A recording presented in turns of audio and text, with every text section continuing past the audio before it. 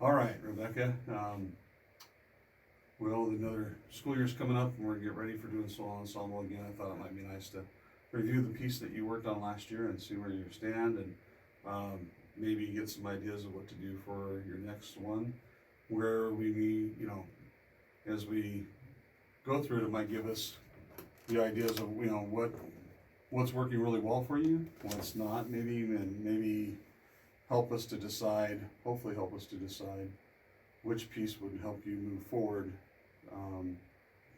for this next year, instead of just kind of do the same kind of song again. Something that challenges you, but you're able to do, and helps address maybe an issue or two that is the next step in moving forward, right?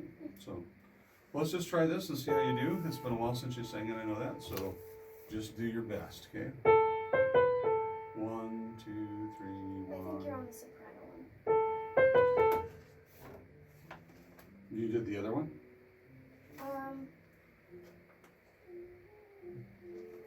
So yeah, you did that. You probably did the Yeah, I trade me know. books. Okay, here we go. So this better? So you just want me to Just sing you it? use that for to remind you of the words and stuff, but you'll be fine to sing it, right? Okay. 1, 2, 3, 1, and.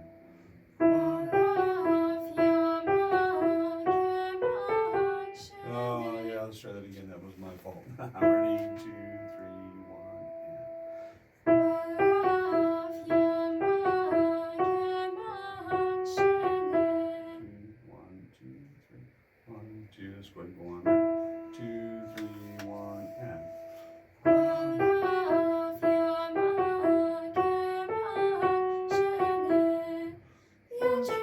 Mamma mia, piace tua mamma mia, piace mai se stinguerò, se stinguerò. Good for you. Piace tua mamma mia, piace mai se stinguerò, se stinguerò. Piace mai se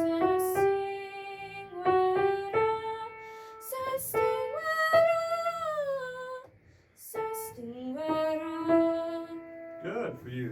Sorry for my terrible playing there. It's been a while since I did it too. Hey, good job. I mean, it's really good to hear you sing again. So just kind of getting back into it's kind of tough. Why don't we do it one more time, and then we'll talk about some stuff. Okay? Okay. Cool. Alrighty. And then remember, kind of like we talked about before. Quella, da, da, dee, right?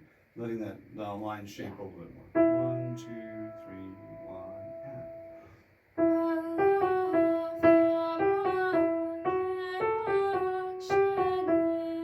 One, two, goes on. We'll do it again.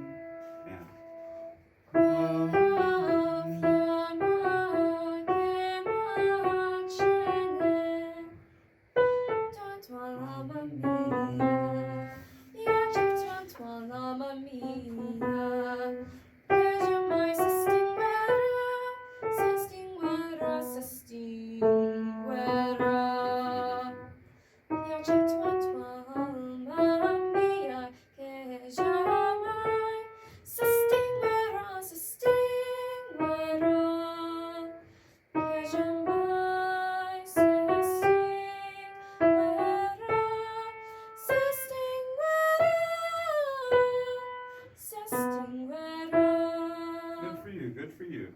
So, I mean, it's definitely within your range. I think it's a great song, and you had a lot of fun with it last year. With those darn really low notes down there, those low F sharps. Yeah, the John Michael. I couldn't That one get we those. kind of struggled with last year. I remember now. So just if I was to kind of put a couple spots in here that we need to work on. I don't know if it's because we're in front of the camera or if it's just because what happens, but you're a little shaky vocal wise. So we probably need to look into why that's going on. I think, if I remember back, every once in a while we have a little bit of a kind of a little shake to your voice. I can tell you you've matured a little bit more since the last time I heard you sing this.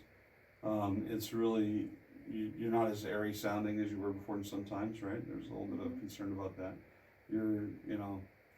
You're small for your age. We've had that discussion, sorry. But as you progress, you get, one of the most powerful singers I've ever worked with was your height. She could blow me away, and I got a big voice. So I think you're growing into your voice, even though physically you're not shot up a lot, but your voice is starting to mature the way it needs to. If you're 14, 15, 16, you just can't sing like a 25 to 35-year-old woman, But you're starting to, you're getting close to 18 now, and you're starting to develop that voice a lot, much more. So I think that's a good positive that I've seen since we worked a few months ago. So even just when we started this 6 months ago or whatever it was. So all right. So when we're working together in the next few weeks or whatever, next few months, we might want to pick a piece that has some longer notes to it, so we can work on good breathing. Not just breathing well, but using the air well. Learning how to sustain sound without it being a little shaky. Some of it's not just the ab muscles when you're singing.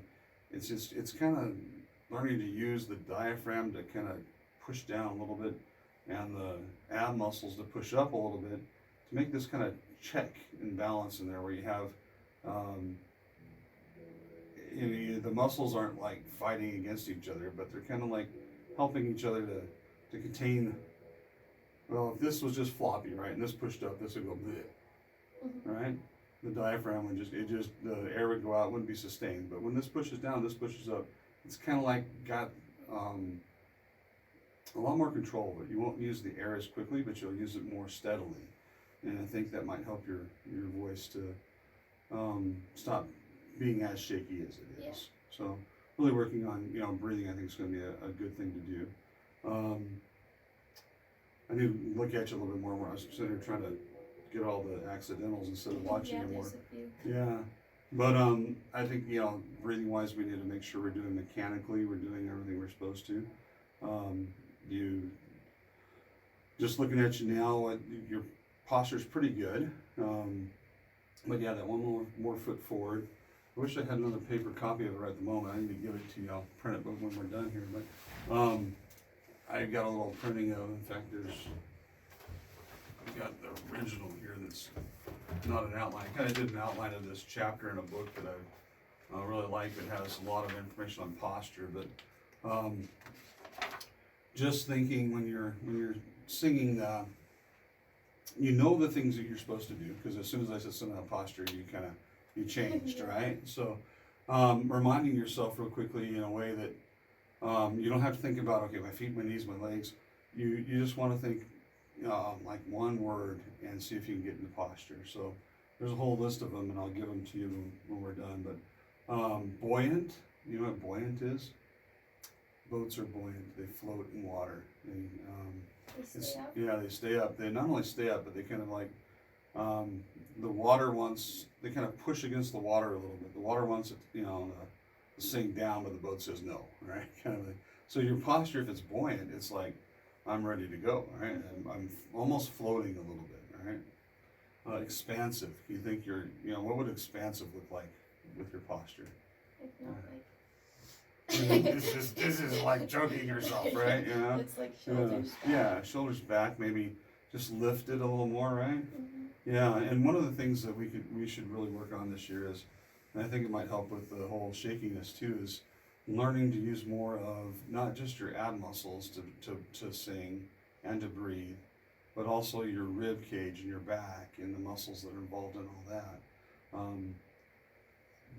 There is more to breathing than just from below. And if you can, or breathing and singing, if you can learn to use your rib cage, the muscles that are there. Yeah, the rib cage should expand when you breathe. Yeah. Right, and then it should come in and pull in as you're singing. And there's two sets of muscles that will do that. There's a set of muscles that help the rib cage expand, and there's a set of muscles that help the rib cage contract. Okay, so looking at things like that might be really good for you as we move forward in this next year. So But a couple other things. What's a vibrant posture look like? Yeah, there you go. Except you're Yeah, not smiling when I yeah. say it, but, like, Immediately, with your eyes. again, your chest lifts and your eyes light up. And if the music, this is a little serious at times, right? But if you were to sing this vibrantly, it might be totally different in the way that it comes out, right? It's more, I guess, passionate when you're singing it. Passionate, exciting, right? So if it's the flame which me kindles or kindles me is what you're singing about at the beginning, right? Mm-hmm. And right now you're kind of singing, "Well,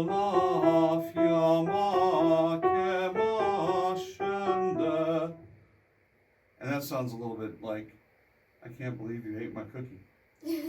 Instead of, that flame which kindles me, right? I think you're still too young to date and all that kind of stuff, but I'm a dad, so that's the way it goes. But anyways, getting that idea of,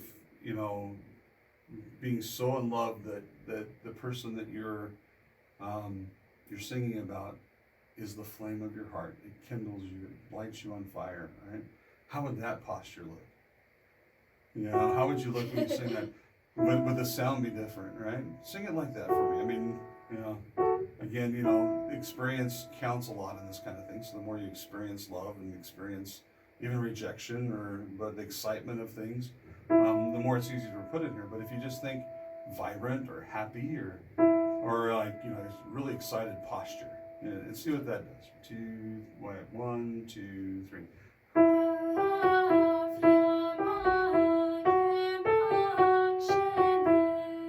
So that burning part, right?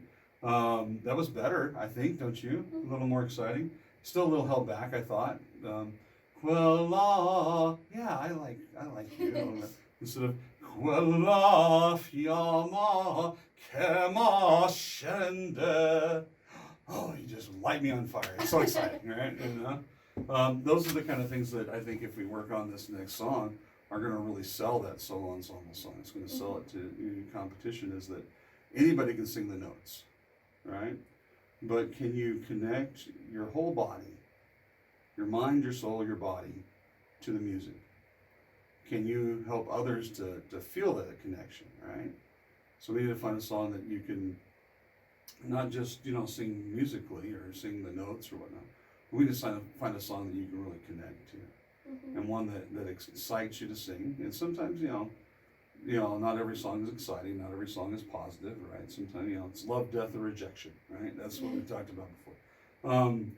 So, you got to work within that, but still, if you can connect to it, then the audience will connect to you. If you can portray that, right? So even in your posture, you can work on getting the meaning of the song across, right? So I think that's a good thing to think about and to do for us. So a little bit of diction things here and there.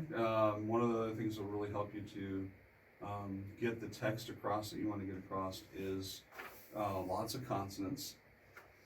Learning where, like any word that we say or say in English, really, there's certain parts of the words that are stressed and some that are not. The word strawberry is strawberry, right? Not strawberry or strawberry. And so in Italian and Latin and also in German or whatever, there are parts of words that we want to bring out more and parts that we want to de-emphasize.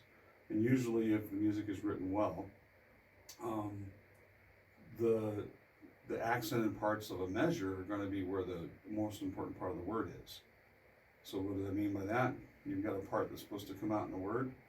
The downbeat or the strongest beat of the measure, a lot of times that word will fall right there, that part of the word. Right? So learning to bring that out, and there's times when the words aren't, there are parts that need to come out that don't fall on a downbeat, all right? Learning to do that, and then ultimately, hopefully, if we're getting the idea of the music across, we totally understand the words, then by the time you get to the end, when you're learning it, every sentence you're going to find a word within that sentence that's the most important one and you move to it, right? So, cool, very good.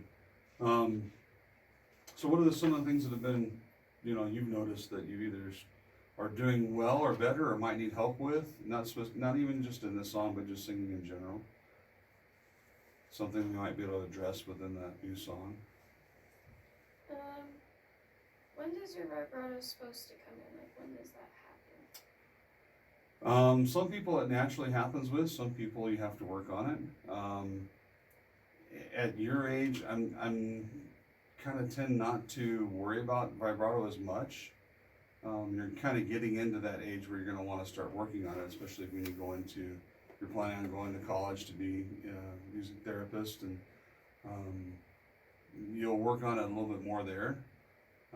I may be wrong on this, but right now I feel like I just want to find Rebecca's sound more than try to add extra stuff like vibrato or whatnot. Vibrato helps to warm the sound. It helps to the sound to resonate, to get some vibrance to it. But it also, if you do it wrong, if you force it, then it just adds tension, and it doesn't sound as well. It adds tension. It doesn't do the beneficial things. So you need to get once you get to college, you're doing a little more. You're in with a voice teacher that's been teaching voice all their life. I'm a choir teacher teaching voice, right? But they can help you to learn when to put that in and when to do it.